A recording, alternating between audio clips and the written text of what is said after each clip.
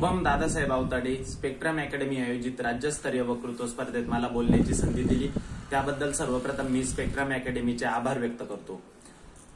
14 April म्हणजे doctor Babasaheb Ambedkar यांची जयंती। भारतीय राज्यघटनेचे महान शिल्पकार डॉक्टर बाबासाहेब आंबेडकर यांना अभिवादन करून मी व्यक्त होतो। माझा विषय आहे अभिव्यक्ती स्वातंत्र्य हे प्राणवायू इतकेच महत्वाचे। काय आहे अभिव्यक्ती स्वातंत्र्य? काय आहे अभिव्यक्ती? अभिव्यक्ती म्हणजे स्वतःच्या भावना, स्वतःचे विचार उत्स्फूर्तपणे मांडणे, कोणाला न घाबरता स्वतःचे विचार मांडणे म्हणजे अभिव्यक्ती स्वातंत्र्य। कलम 19 अंतर्गत संविधानाने देशातल्या प्रत्येक नागरिकाला जात पात धर्म प्रांत काही न पाहता बोलण्याचा अधिकार दिला, स्वतःचं मत मांडण्याचा अधिकार दिला। मग तो महान व्यक्ती महान का असतात माहितीये का? डॉक्टर बाबासाहेब आंबेडकर किंवा इतर महान व्यक्ती आपण त्यांना महान का म्हणतो माहितीये का? कारण की ते स्वतःच्या जातीचा, पातीचा, धर्माचा, प्रांताचा, परिवाराचा विचार न करता संपूर्ण समाजाचा, संपूर्ण मानव जातीचा विचार करतात, म्हणून महान व्यक्ती महान असतात। माझा विषय आहे अभिव्यक्ती स्वातंत्र्य हे प्राणवायू इतकेच महत्वाचे। काय आहे प्राणवायू? प्राणवायू म्हणजे काय? कोणी म्हणेल ऑक्सिजन। ऑक्सिजन आहे, पण प्राणवायू म्हणजे काय? कोणी जर याची व्याख्या करायला लावली तर काय व्याख्या करशाल? अरे आपलं नाक काही सेकंदासाठी, काही काळासाठी दाबून पहा, जीव कसा कासावीस होतो। काही वेळानंतर नाकावरचा हात काढल्यावर तुम्ही जो श्वास घेशाल ना तो असतो प्राणवायू। आम्हाला जिवंत ठेवण्याचं काम जो वायू करतो तो असतो प्राणवायू। का म्हणतोय मी अभिव्यक्ती स्वातंत्र्य हे प्राणवायू इतकेच महत्वाचे? एक विचार करा, एक छोटंसं उदाहरण देतो। एका ठिकाणी एका राजकीय व्यक्तीची सभा चालू होती। त्या सभेमध्ये तो व्यक्ती आला, बोलू लागला, मेरे प्यारे भाई और बहनों, मी तुमच्यासाठी असं केलं, मी तुमच्यासाठी तसं केलं, मी तुमच्यासाठी रस्ते केले, मी तुमच्यासाठी अमुक केलं, मी तुमच्यासाठी तमुक केलं, मी तुमच्यासाठी सारं काही केलं। मग खालून एका तरुणाने त्याला प्रश्न विचारला, तर त्या तरुणाने प्रश्न विचारला म्हणून त्याला मारहाण करून जेलमध्ये टाकण्यात आलं। हे असतं अभिव्यक्ती स्वातंत्र्य? मुळीच नाही। अरे चुकीला चूक आणि बरोबरला बरोबर म्हणण्याचा अधिकार म्हणजे अभिव्यक्ती स्वातंत्र्य, आणि हा अधिकार संविधानाने आपल्याला दिलाय, म्हणून हा अधिकार कोणीच हिनावून आपल्यापासून हिरावून घेऊ शकत नाही। पण आज आपण बघतो की या स्वातंत्र्याला धोका होताना आपल्याला कुठेतरी दिसतं। पण मी तर म्हणेल की एक विचारमुक्त समाज आणि एक लोकशाही पुरेपूर समाज जर आपल्याला बनवायचा असेल तर अभिव्यक्ती स्वातंत्र्याला धोका निर्माण होईल, किंवा एखादा व्यक्ती अभिव्यक्ती स्वातंत्र्याला धोका निर्माण करत असेल तर त्या व्यक्तीला ठणकावून सांगितलं पाहिजे की डॉक्टर बाबासाहेब आंबेडकरांनी देशातल्या प्रत्येक नागरिकाला कलम 19 अंतर्गत बोलण्याचा अधिकार दिला, मत मांडण्याचा अधिकार दिला, म्हणून तू आमचं तोंड दाबू शकत नाही, कारण की संविधानाने तो अधिकार आम्हाला दिलेला आहे। जसं प्राणवायू आपल्याला जिवंत ठेवतो, प्राणवायूमुळे आपण जिवंत राहतो, आपण श्वास घेतो जिवंत राहतो, कशामुळे? प्राणवायूमुळे। तसंच अभिव्यक्ती स्वातंत्र्यामुळे लोकशाही जिवंत राहते असं मी म्हणेल। तुमचं मत काय आहे अभिव्यक्ती स्वातंत्र्य? विचार करा। तुमचं मत, तुमच्या भावना, तुमचं सारं काही म्हणजे तुमचं मत लेखी इन्स्टावर एखादी पोस्ट का असाना, किंवा तुम्ही लिहिलेला एखादा लेख का असाना, एखादा ब्लॉग का असाना, ते लिहिण्याचं स्वातंत्र्य। पत्रकारांना त्यांच्या वृत्तपत्रामध्ये लेख लिहिण्याचं स्वातंत्र्य, पत्रकारांना 4 चौघात इंटरव्ह्यू मध्ये स्वतः प्रश्न विचारण्याचा अधिकार म्हणजे अभिव्यक्ती स्वातंत्र्य। विद्यार्थ्याने सरला प्रश्न विचारणं म्हणजे अभिव्यक्ती स्वातंत्र्य। एका स्त्रीने कोर्टात स्वतःचा जबाब नोंदवणं म्हणजे अभिव्यक्ती स्वातंत्र्य। एका स्त्रीने 4 चौघात उठून बोलणं म्हणजे अभिव्यक्ती स्वातंत्र्य। एका स्त्रीने तिचं मत मांडणं म्हणजे अभिव्यक्ती स्वातंत्र्य। डॉक्टर बाबासाहेब आंबेडकरांनी असं नाही म्हटलं की ही स्त्री आहे, हिला बोलण्याचा अधिकार नाही। अरे ही विखुरलेली मानसिकता फक्त आजकालच्या नागरिकांची, आजकालच्या राजकारण्यांची असते।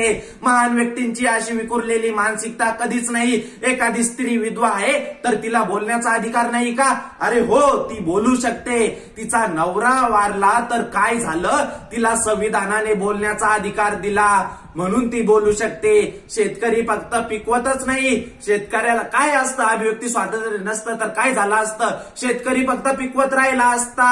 4 चौघात भाव कमी आहे असं बोलण्याचा अधिकार नसता त्याला। आज पण शेतकऱ्यांचा आवाज दाबण्याचा प्रयत्न होतोय म्हणा, पण असो।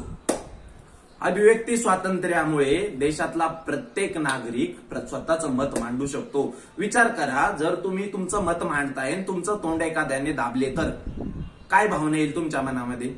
म्हणून म्हणतोय मी, अभिव्यक्ती स्वातंत्र्य हे प्राणवायू इतकेच महत्वाचे. आपण जर इतिहासामध्ये जर डोकावून पाहिलं तर अभिव्यक्ती स्वातंत्र्य नाही, यामुळे तेथील समाज तेथील व्यवस्थेमुळे गुदमरलाय. याचं उदाहरण आपण बघू शकतो. आजचं उदाहरण बघा. नॉर्थ कोरिया सारखा एक छोटासा देश आहे, त्या देशामध्ये एक हुकुमशाह आहे किम जोंग नावाचा. तो हुकुमशाह तिथल्या लोकांना हसण्याचा, बोलण्याचा किंवा काही सरकार विरुद्ध भाष्य करण्याचा किंवा काही पण बोलण्याचा, सभा घेण्याचा, आंदोलन करण्याचा, मोर्चा काढण्याचा अधिकार नाहीये तिथे. कारण की का? तिथे हुकुमशाही आहे. पण आपल्या भारतामध्ये लोकशाही आहे. लोकशाही म्हणजे काय? लोकशाही म्हणजे लोकांनी स्वतःसाठी स्वतःचा विचार करून स्वतःच्या राष्ट्राचा हित साधून लोकांनी एकत्र येऊन लोकांसाठी चालवलेलं राज्य म्हणजे, लोकांनी एकत्र येऊन स्वतःसाठी चालवलेलं राष्ट्र म्हणजे, लोकांनी एकत्र येऊन स्वतःचा समाज पुढे नेणं म्हणजे लोकशाही. ही असते लोकशाही. मग लोकशाहीमध्ये जर तुम्हाला बोलण्याचाच अधिकार नसता तर खरंच असती का लोकशाही?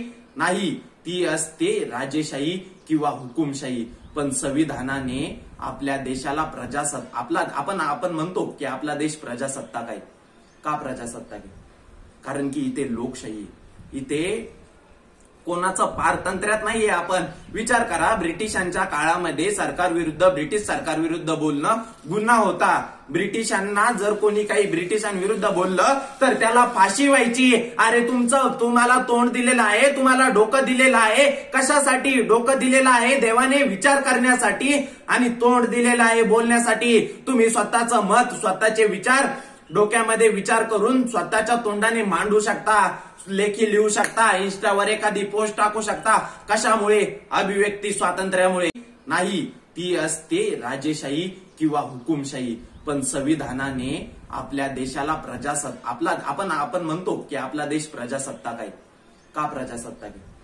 कारण की इथे लोकशाही, इथे कोणाचं पारतंत्र्यात नाहीये. आपण विचार करा, ब्रिटिशांच्या काळामध्ये ब्रिटिश सरकार विरुद्ध बोलणं गुन्हा होता. ब्रिटिशांना जर कोणी काही ब्रिटिशांविरुद्ध बोललं तर त्याला फाशी व्हायची. अरे तुम्हाला तोंड दिलेलं आहे, तुम्हाला डोकं दिलेलं आहे. कशासाठी डोकं दिलेलं आहे? देवाने विचार करण्यासाठी.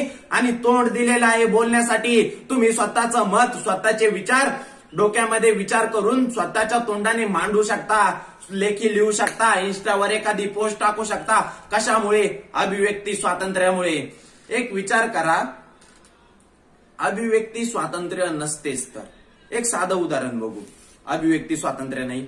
एका गावातला एक शेतकरी खूप पिकवतोय, पण त्याच्या मालाला एका हुकुमशहाने भाव दिला की तू तुझा माल 200 रुपयाला विक.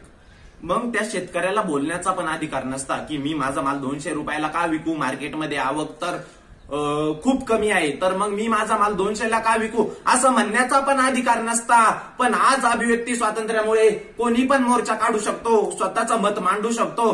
कशामुळे? अभिव्यक्ती स्वातंत्र्यामुळे. अरे तुम्ही शेतकऱ्यांचा आवाज दाबताय तर तुम्ही अभिव्यक्ती स्वातंत्र्यावर बोट ठेवताय. तुम्ही स्त्रियांचा आवाज दाबताय तर तुम्ही अभिव्यक्ती स्वातंत्र्याला धोका निर्माण करताय.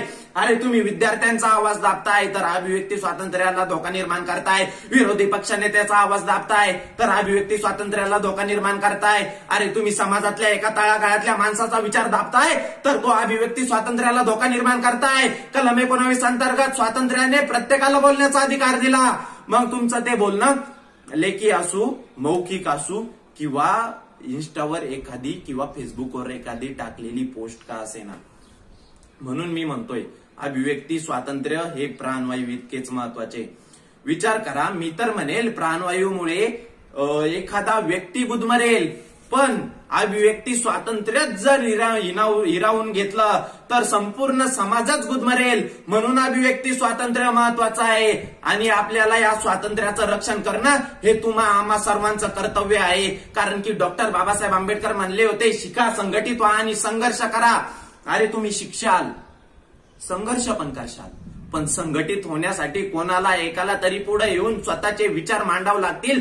जेव्हा समाज तुमचे विचार ऐकेल तेव्हाच समाज संघटित होईल. म्हणून संघटित होण्यासाठी, स्वतःचे विचार तळागाळातल्या लोकांपर्यंत पोहोचण्यासाठी, अरे पंतप्रधानाला ठणकावून प्रश्न विचारण्यासाठी, एखाद्या विरोधी पक्ष नेत्याने एखादा कायदा जर लोकहितासाठी नसेल तर स्वतःचं मत मांडण्याचा अधिकार स्वातंत्र्याने दिला, ते स्वातंत्र्य म्हणजे अभिव्यक्ती स्वातंत्र्य. मी जे इथे काही कॅमेऱ्या पुढे बोलू शकतोय, मी असं चार चौघात नाही बोलत आहे, कॅमेऱ्या पुढे बोलतोय. कशामुळे? अभिव्यक्ती स्वातंत्र्यामुळे. कारण की मी माझं मत वृत्तपत्रामार्फत, व्हिडिओ मार्फत, पोस्ट मार्फत, मौखिक चार चौघांना बोलून मांडू शकतो. कशामुळे? अभिव्यक्ती स्वातंत्र्यामुळे. म्हणून मी तर म्हणेल अभिव्यक्ती स्वातंत्र्य हे प्राणवायू इतकेच महत्वाचे आहे आणि या स्वातंत्र्याचं रक्षण करणं आम्हा सर्वांचं कर्तव्य आहे. तेव्हाच मी कुठेतरी म्हणेल हा आपला जो देश आहे तो लोकशाही आहे. कारण इथे प्रत्येक लोकाला बोलण्याचा अधिकार आहे, प्रत्येक लोकाला स्वतःचं मत मांडण्याचा अधिकार आहे. म्हणून अभिव्यक्ती स्वातंत्र्याचं रक्षण करणं म्हणजेच मी तर म्हणेल संविधानाचं रक्षण करणं. धन्यवाद. श्रोते प्रेक्षक हो, तुम्हाला आमच्या स्पर्धकाचा व्हिडिओ नक्कीच आवडला असेल. आता या स्पर्धकाला विजयी करण्यासाठी तुम्ही देखील मदत करू शकता. त्यासाठी तुम्हाला या व्हिडिओला लाईक करायचे आहे, स्पर्धकाला प्रेरित करण्यासाठी किंवा या विषयावर तुमचे मत कमेंट मध्ये व्यक्त करायचे आहे. त्याचबरोबर या स्पर्धकाचा व्हिडिओ जास्तीत जास्त लोकांपर्यंत शेअर देखील करायचा आहे. स्पेक्ट्रम अकॅडमी स्पर्धा परीक्षांच्या तयारीसोबतच महाराष्ट्राच्या कानाकोपऱ्यात विविध शैक्षणिक आणि सामाजिक उपक्रमांचे आयोजन करीत असते. ही स्पर्धा अशाच उपक्रमांचा एक भाग आहे. तुम्ही देखील स्पेक्ट्रमच्या या परिवारात सामील होऊ शकता. स्पेक्ट्रमच्या विविध उपक्रमांची अपडेट मिळवण्यासाठी या युट्यूब चॅनलला सबस्क्राईब करायला विसरू नका. व्हिडिओ शेवटपर्यंत पाहिल्याबद्दल आपले मनपूर्वक आभार.